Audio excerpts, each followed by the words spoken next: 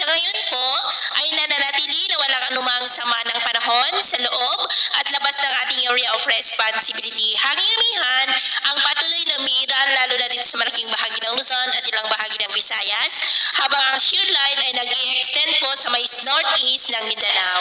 At ang ITCZ po naman ay nandyan sa may southeast ng Mindanao. At sa ating long range forecast, wala pa rin naman pong bagyo na namamataan na tatawid po sa ating kalupaan hanggang sa susunod na 2 linggo, pero may banta na isang low pressure area na maaaring mabuo dyan sa silangang bahagi ng Mindanao next week.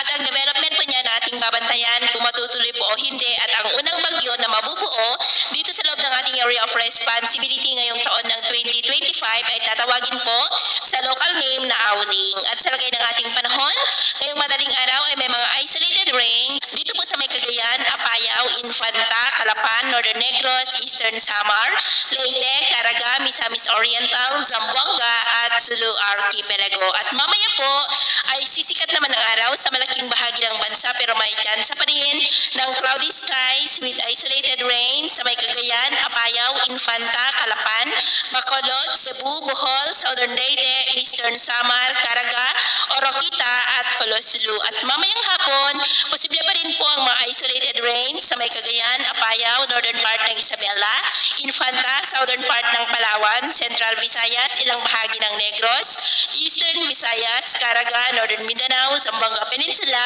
at Sulu Archipelago.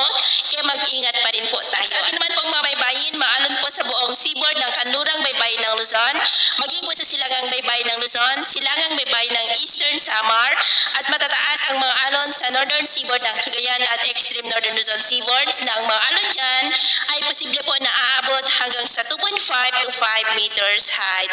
Kaya hanggat maaari po, iwasan na muna natin ang papalaot dyan sa mga may kulay pula para po mas makaiwas sa mga sakunang